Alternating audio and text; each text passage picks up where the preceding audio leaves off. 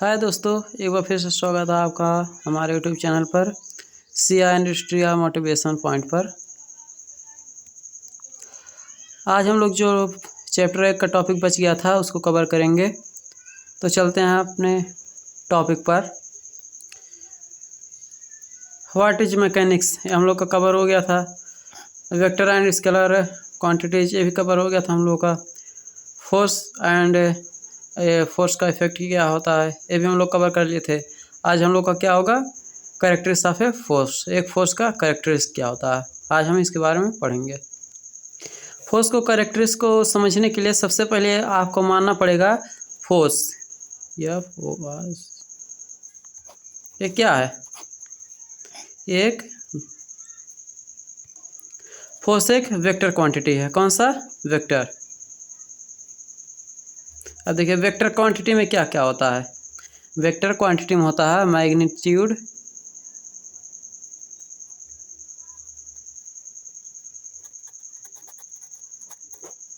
और एक क्या होता है,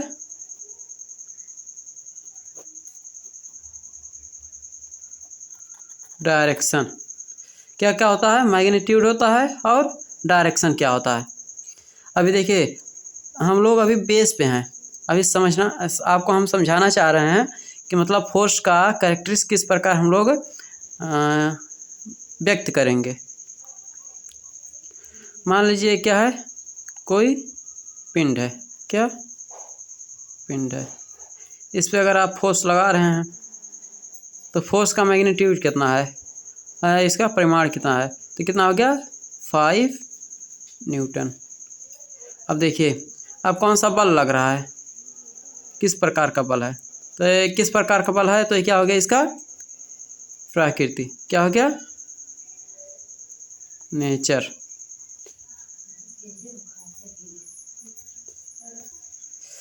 बल कैसा है?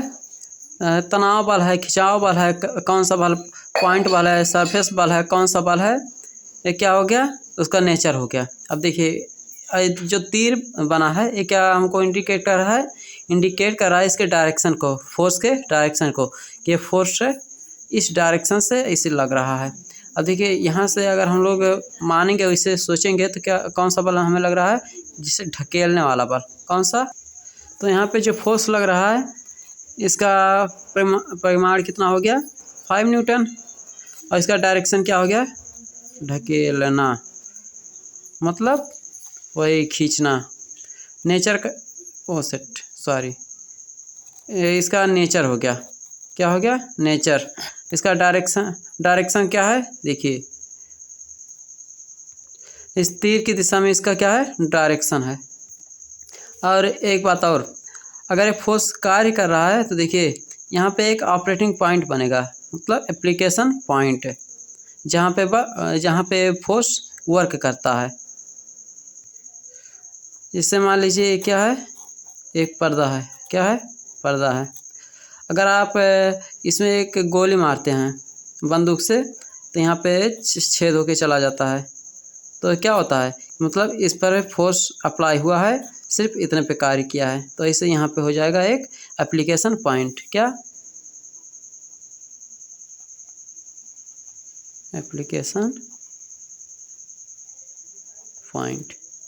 तो देखिए नंबर 1 हो गया मैग्नीट्यूड, नंबर 2 हो गया डायरेक्शन, नंबर 3 हो गया नेचर, नंबर 4 हो गया एप्लीकेशन पॉइंट। यही 4 इसके कैरेक्टरिस्टिक हैं। तो सबसे पहले आप क्या करेंगे, बल के अभिलक्षण या लक्षण या कैरेक्टरिस्टिक से हेडिंग डाल लेंगे। उसके बाद बल का परिमाण क्या होता है, इसको लिख देंगे। दिशा क्या होता है, इसको लिख देंगे। बल की प्रकृति क्या होता है, इसको लिख देंगे। अनुप्रयोग बिंदु क्या होता है, इसको लिख देंगे। अब देखिए इसको कैसे लिखेंगे, मान लीजिए बल का परिमाण दिया है हेडिंग, अब इसे हमको लिखना तो कैसे लिखेंगे, तो लिखेंगे कि जितने क्वांटिटी का कोई बल किसी पिंड पर कार्य करता है वो क्या होता है, उसका परिमाण होता है। डायरेक्शन क्या होगा, जिस दिशा में फोर्स रखता है वो क्या हो गया, फोर्स का डायरेक्शन हो गया। बल की प्रकृति क्या हो गया, बल किस प्रकार का लग रहा है, ये उसका क्या हो गया, प्रकृति हो गया। यदि किसी पिंड पर कोई बल लग रहा है तो किस प्रकार का है, जैसे खिंचाव बल है, तनाव बल है, संकेंद्रीय है, केंद्रीय है, किस प्रकार का है, ये इन सब का ज्ञान क्या हो गया, बल की प्रकृति हो गया। अनुप्रयोग बिंदु, जिस बिंदु पर बल कार्य कर रहा है उस बिंदु को क्या कहेंगे, अनुप्रयोग बिंदु कहेंगे। ठीक, ऐसे ही आपको एग्जाम में लिख के चले आना है। ये जो डिफिनीशंस इसमें लिखे गए हैं इसका मतलब ये नहीं होता है कि आप जो है सेम जाके छापें उसमें पेपर में। ये समझाया जाता है थोड़ा बहुत कि आप अपने हिसाब से बना के लिखें। अगर आप अपने बना के लिख लेते हैं तो बेस्ट है, नहीं तो इसलिए लिखा जाता है कि जैसे कुछ स्टूडेंट होते हैं जो अपने बना के नहीं लिख पाते हैं, तो उनके लिए ये सब होता है कि डिफिनीशंस लिखा जाए, उसको याद किया जाए। और जो अपने आप लिख लेते हैं उनके लिए तो वैसे ही बढ़िया होता है। एक बार पढ़ लें उसके बाद अपने आप लिख दें। नेक्स्ट टॉपिक तो हम लोग का क्या है, principle of physical independence of forces. मान लीजिए क्या है,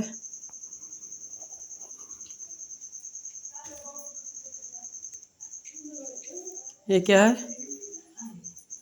एक और बॉडी है, यहाँ से एक फोर्स वर्क कर रहा है, यहाँ से एक फोर्स वर्क कर रहा है, यहाँ से एक फोर्स वर्क कर रहा है, यहाँ से एक फोर्स वर्क कर रहा है, यहाँ से एक फोर्स वर्क कर रहा है। सबका मैग्नीट्यूड क्या है, इसका मान लीजिए 2 है, इसका 3 है, इसका 4 है, इसका 1 है, इसका 5 है। तो सबका जानते हैं अलग अलग अपना अपना प्रभाव होगा। अब ये 2 न्यूटन का बल लगाएगा, ये 3 न्यूटन का बल लगाएगा, ये 4 न्यूटन का बल लगाएगा, 1 न्यूटन का बल लगाएगा, 5 न्यूटन का बल लगाएगा। अब इससे कई बल कार्य करें तो इसका मतलब ये नहीं कि सबका सेम रहेगा। जिसका जितना कैपेसिटी रहेगा उतना फोर्स इस पर अप्लाई करेगा। तो ये क्या हो गया, इसका बलों के भौतिक स्वतंत्रता, यानी कि किसी दूसरे के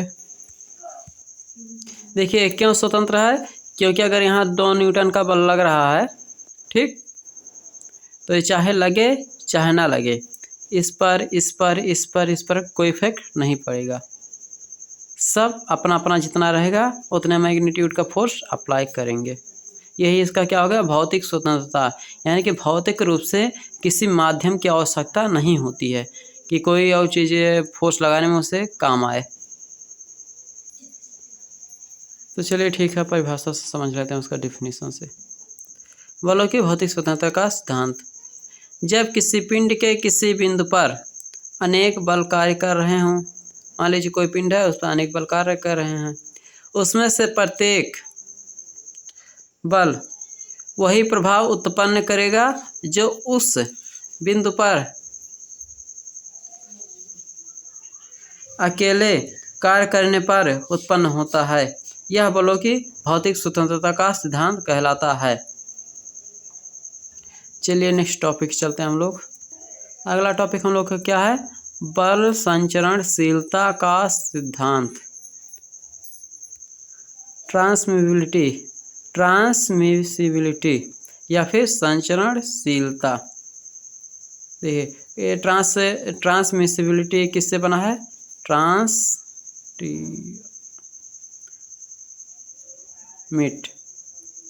इसका मतलब क्या होता है, संचरण। ट्रांसमिट मतलब क्या होता है, संचरण। और संचरण मतलब आप जानते हैं कि एक जगह से दूसरी जगह चलना, यही क्या होगा, संचरण। अब मान लीजिए यहाँ पे क्या है, कोई बॉडी है, ठीक, इस पे कोई फोर्स कार्य कर रहा है, ठीक। तो ये जो फोर्स कार्य कर रहा है ना, तो इसका ये डायरेक्शन हो गया, लेकिन ये जो रेखा है ना, इसको क्या कहते हैं, क्रिया रेखा। इसको क्या कहते हैं, क्रिया रेखा। अब देखिए इस क्रिया रेखा पर बॉडी के अंदर फोर्स को यहाँ लगता हुआ मान सकते हैं, चाहे यहाँ लगता हुआ मान सकते हैं, चाहे यहाँ लगता हुआ, यहाँ फोर्स कार्य कर रहा है ए बिंदु पर। अब इसको हम बी पे भी मान सकते हैं, सी पे भी मान सकते हैं, डी पे भी मान सकते हैं, जो बॉडी से कनेक्ट रहे और जो इस क्रिया रेखा लाइन पे स्थित रहे। यही क्या होता है, बलों के संचरणशीलता का सिद्धांत। देखिए हम लिख सकते हैं कि यदि किसी पिंड पर कोई बल कार्य कर रहा है तो उस बल को उसकी क्रिया रेखा पर कहीं भी माना जा सकता है। इसे ही बलों के संचरण संयोजकता का सिद्धांत कहते हैं। सिर्फ इतने से काफ़ी नहीं रहेगा, आप इसके आगे फिगर बना लीजिएगा।